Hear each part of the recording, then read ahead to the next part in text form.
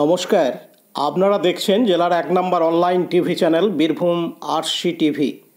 আপনাদের সঙ্গে আমি শুভাশিস। শুরু করছি আজকের সংবাদ। বিস্তারিত সংবাদে যাবার আগে দেখে নেব সংবাদ শিরোনাম। বোলপুর উচ্চ বালিকা বিদ্যালয়ে ছাত্রী ও অভিভাবকদের বিক্ষোভ।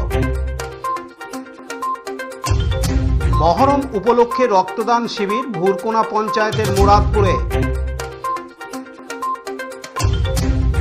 স্বামী ও স্ত্রীর ব্যক্তিগত উদ্যোগে মনসা মন্দির স্থাপন তাঁতিপাড়ায়।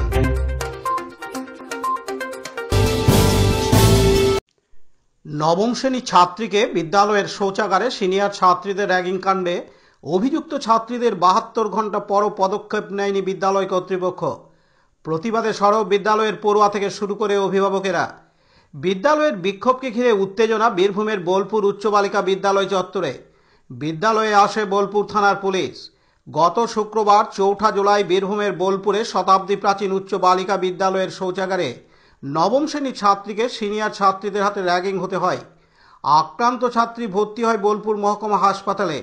ঘটনার ৭২ ঘন্টা কেটে গেছে। এখনও পর্যন্ত অভিযুক্ত ছাত্রীদের বিরুদ্ধে কোনো পদক্ষেপ গ্রহণ করেননি বিদ্যালয় কর্তৃপক্ষ। স্বাভাবিকভাবে নিরাপত্তার দাবিতে এবং দোষীদের উপযুক্ত শাস্তি চেয়ে বিদ্যালয়ে বিক্ষোভ পড়ুয়া ও অভিভাবকদের। পরিস্থিতি সামাল দিতে বোলপুর থানার পুলিশ আসে বিদ্যালয় চত্বরে। বিদ্যালয়ে ব্যাপক উত্তেজনা দেখা যায়। এই ঘটনার পরিপ্রেক্ষিতে এদিন বিক্ষোভরত অভিভাবিকারা জানান, বাচ্চারা বিক্ষোভ দেখাচ্ছে কি কারণে? অত্যাচার করা হয়েছে আমাদের এখানে করে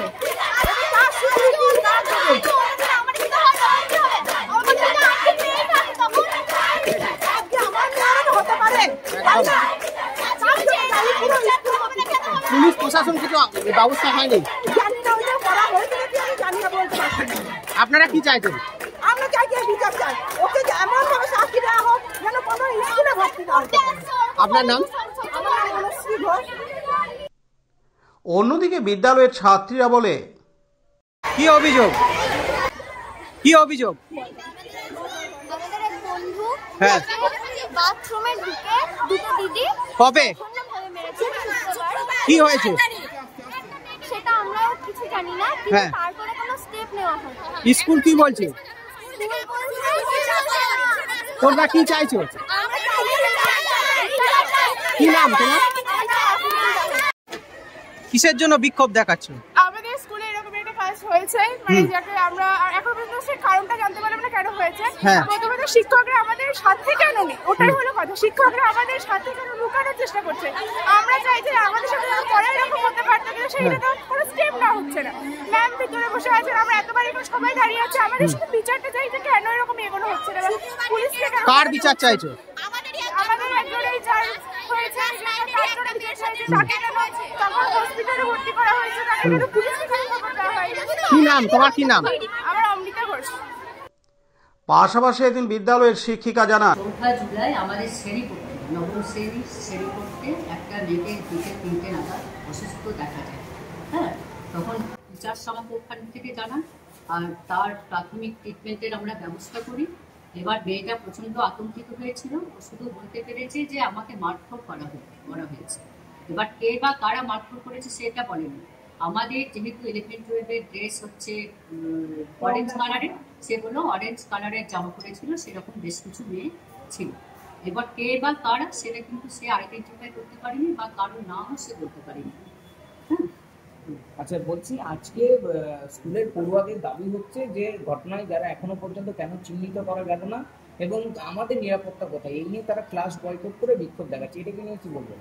শুনুন, আমাদের একের পর এক সমস্ত যেদিন ৪ জুলাই ঘটনাটা হয়েছে, আজকেই আমরা মানে গতকাল আমি একটা গার্জেনদের সমস্ত গ্রুপে 5 to 12 পর্যন্ত গার্জেনদের একটা মেসেজ পাঠিয়েছিলাম যে ৪ জুলাই যে ঘটনাটা ঘটেছে সেটার জন্য মানে একটা দুর্ভাগ্যজনক ঘটনা, অনভিপ্রেত করতে পারে, সেটার জন্য কেউ প্রস্তুত ছিল না।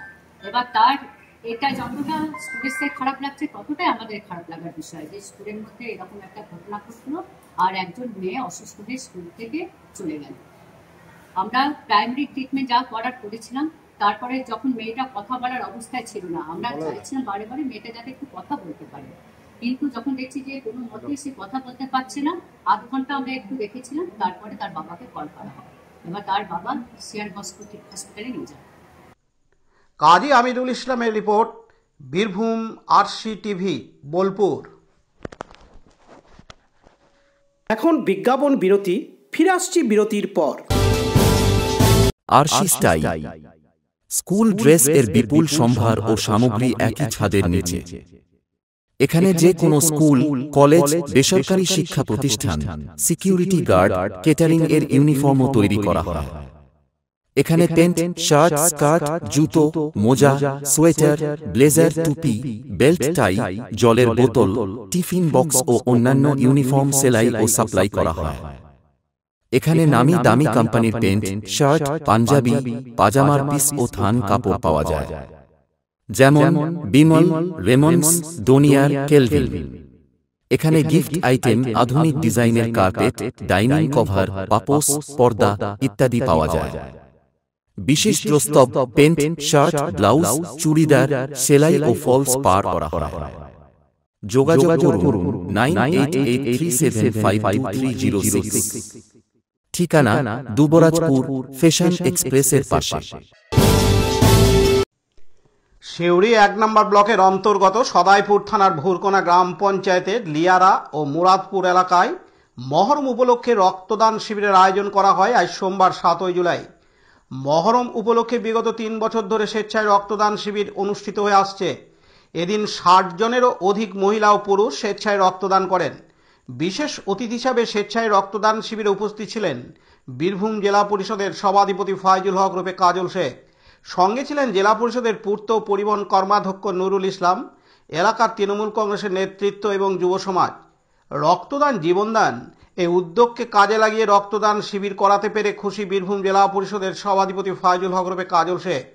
তাই গ্রামের উন্নয়ন ছাড়াও এলাকায় স্বেচ্ছায় রক্তদান শিবিরের আয়োজন করলে এবং তাকে অর্থাৎ কাজল শেখকে আমন্ত্রণ জানালে সব সময় সহযোগিতার হাত বাড়িয়ে দেবে বলে জানান জেলাধিপতি ফাইজুল হক রূপে কাজল শেখ। এদিন তিনি আরো জানান, সিউড়ি 1 নম্বর এবং 2 নম্বর ব্লকের মধ্যবর্তী স্থান এটা, লিয়ারা এবং মুরাদপুর গ্রামের 3 বছর ধরে চলছে এখানে এই রক্তদান শিবির বা রক্তদান আন্দোলন। এখানে বিশেষভাবে দেখতে পেলাম যেটা খুবই ভালো লাগলো, আমার মায়েরা বোনেরা তারা ব্লাড দিচ্ছে। এখন পর্যন্ত প্রায় 40 জন মা বোন রক্তদান করে ফেলেছে। তো আমাদের উদ্দেশ্য হচ্ছে যে বীরভূম জেলার বিভিন্ন প্রান্তে যেখানে ব্লাড ডোনেশন ক্যাম্প হয় সেখানে আমি যাওয়ার চেষ্টা করি। তার কারণ একটাই, আমিও নিজেকে একজন রক্তদান আন্দোলনের কর্মী হিসেবে মনে করি এবং এই যে গ্রীষ্মকালীন রক্তদান যে সংকট দেখা যায়, তাছাড়া সামনে বর্ষা আসছে, এই সময় ব্লাড ডোনেশন ক্যাম্প খুব কম হয়। স্বভাবতই কিছু রক্ত সঞ্চয় করে রাখার আমাদের প্রয়োজন আছে ব্লাড ব্যাঙ্কগুলোতে, সরকারি ব্লাড ব্যাঙ্কগুলোতে। তাই যারা রক্তদান করছে তাদেরকে উদ্বুদ্ধ করার জন্যই আমরা যেখানে ব্লাড ডোনেশন ক্যাম্প হচ্ছে সেখানে যাওয়ার চেষ্টা করছি, বিগত দিনে করেছি। এখানে আসার উদ্দেশ্য এটাই যে এই মহরম কমিটিকে ধন্যবাদ জ্ঞাপন করা যে 3 বছর ধরে তারা এই ব্লাড ডোনেশন ক্যাম্প করছে, তারা এইভাবে এগিয়ে চলুক এবং এরা যদি প্রত্যেক বছর আমাদের আমন্ত্রণ জানায়, প্রত্যেক বছর এই কমিটির পাশে আমরা আসবো এটাকে উদ্বুদ্ধ করার জন্য। অন্যদিকে নুরুল ইসলাম বলেন, অত্যন্ত প্রশংসার দাবি রাখেন আপনারা যে আমাদের মেয়েরা দায়িত্ব নিয়ে মানুষের সেবার জন্য একটা রক্তদান মহৎদান একটা উদ্দেশ্য, সেটাকে সফল করার লক্ষ্যে সবাই এগিয়ে এসছেন। আমরা ভীষণভাবে আনন্দিত এবং গর্বিত এবং আগামী দিনে আপনাদের মাধ্যমে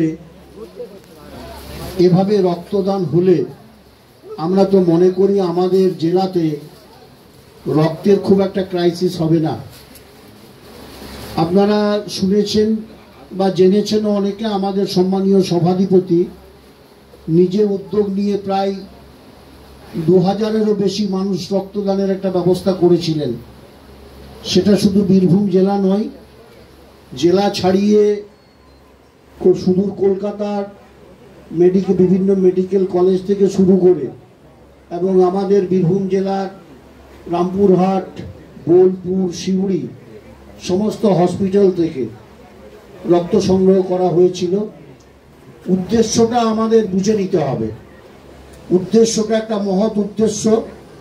একটি মুমূর্ষ রোগী একটু রক্তের অভাবে তার প্রাণ চলে যেতে পারে, সেটা যাতে না যায়, সে যেন সুচিকিৎসা পায়, তার পুনর্জীবন ফিরে পায়, সেই লক্ষ্যে মানুষের এই যে ভাবনা, আমি এটাকে স্যালুট জানাচ্ছি এবং এটা অনুরোধ করব আগামী দিনে। এটা আমরা একটা বর্ডার লাইনের মধ্যে আছি বলা যায়। একদিকে সিউড়ি 2 নম্বর ব্লক, একদিকে সিউড়ি 1 নম্বর ব্লক, এর মাঝামাঝি একটা জায়গায় আমরা রয়েছি। আগামী দিনে আপনারা মাথায় রাখুন, ভাবনার মধ্যে রাখুন, বড় একটা উদ্দেশ্য নিয়ে আরো বৃহৎ আকারে আমরা সবাই মিলিতভাবে সিউড়ি 1 এবং 2 ব্লকের যে অংশটা এখানে রয়েছে, তারা প্রত্যেকে মিলিতভাবে আমরা নতুন করে আবারও একবার রক্তদান শিবিরের আয়োজন করব। আপনাদের অনেক অনেক স্যালুট, অনেক অনেক অভিনন্দন জানিয়ে, অনেক শুভেচ্ছা জানিয়ে আমি আমার বক্তব্য শেষ করছি। ধন্যবাদ। পার্থ দাস ও পতিত পাবন বৈরাগ্যের রিপোর্ট, বীরভূম RCTV, সিউড়ি। এখন বিজ্ঞাপন বিরতি, ফিরে আসছি বিরতির পর। সব থেকে ভালো চিকিৎসা, সবচেয়ে কম খরচে, সবচেয়ে কম খরচে। সব থেকে ভালো চিকিৎসা, সবচেয়ে কম খরচে, সবচেয়ে কম খরচে। বিশ্বমানের স্বাস্থ্য পরিষেবা মিলবে দিনে রাতে, বিশ্বমানের স্বাস্থ্য পরিষেবা মিলবে দিনে রাতে। মনি মহেশ হসপিটাল, মনি মহেশ হসপিটাল, মনি মহেশ হসপিটাল, মনি মহেশ হসপিটাল। মনি মহেশ হসপিটাল, দুবরাজপুর, বীরভূম। স্বামী ও স্ত্রীর ব্যক্তিগত উদ্যোগে মনসা মন্দির স্থাপন বীরভূমের তাঁতিপাড়ায়। আজ সোমবার 7ই জুলাই বীরভূমের রাজনগর ব্লকের তাঁতিপাড়ার অন্তর্গত ধীবরপাড়ায় স্বামী গৌতম ধীবর ও স্ত্রী ঝুম্পা ধীবরের ব্যক্তিগত উদ্যোগে জনসাধারণের মঙ্গল কামনার জন্য স্থাপন করা হয় মনসা মন্দিরের। এই উপলক্ষে বক্রেশ্বর সতীপীঠ থেকে বর্ণাঢ্য শোভাযাত্রা সহকারে 108টি শ্বেতগঙ্গার জল ভর্তি কলস নেওয়া হয় মন্দির চত্বরে। সমস্ত ধর্মীয় রীতিনীতি মেনে সারাদিন ধরে চলে পূজা পাঠ এবং রাত্রিতে নরনারায়ণ সেবার আয়োজন করা হয়। স্বভাবত এই মনসা মন্দির প্রতিষ্ঠাকে কেন্দ্র করে তাঁতিপাড়া ধীবরপাড়ায় মিলন মেলা রূপ নেয়। স্বামী ও স্ত্রীর ব্যক্তিগত উদ্যোগে স্থাপন হয় মন্দিরকে কেন্দ্র করে জনসাধারণের মধ্যে উৎসাহ উদ্দীপনা ছিল চরমে। এদিন তাঁতিপাড়ার গৌতম ধীবর ও ঝুম্পা ধীবর জানান, আমরা বীরভূমের তাঁতিপাড়া রাজনগর ব্লকের অন্তর্গত তাঁতিপাড়া ধীবরপাড়া মা মনসা মন্দির আমরা এখানে একটা স্থাপিত করেছি সবারই মঙ্গল কামনার জন্য। আমরা খুব খুশি। বক্রেশ্বর থেকে আমরা 108টা মেয়ে জল আনা হয়েছে, গাছ বেড়া হবে, মায়ের ঝাড়া বেড়া হলো, মায়ের এখনো হোমযজ্ঞ চলছে। সকল ভক্তদের বৃন্দদের বলা হচ্ছে, জানানো হচ্ছে সবাই মায়ের মন্দির দর্শন করার জন্য আসুন। আমরা এই মন্দির আমাদের ব্যক্তিগত উদ্যোগে আমরা এই মন্দির স্থাপন করেছি। হ্যাঁ বলো। আজ থেকে আমাদের মন্দির প্রতিষ্ঠা হলো আর সকল ভক্ত বৃন্দদের জন্য মন্দির খুলে দেওয়া হলো। আজ রাতে নরনারায়ণ সেবা আছে, এখনো পুজো চলছে। কি নাম আপনার? গৌতম ধীবর। আপনাদের ব্যক্তিগত উদ্যোগেই মন্দির হলো তো? হ্যাঁ, আমাদের ব্যক্তিগত দুজনের ব্যক্তিগত মন্দির উদ্যোগে হলো। আপনার স্ত্রীর নাম? ঝুম্পা ধীবর।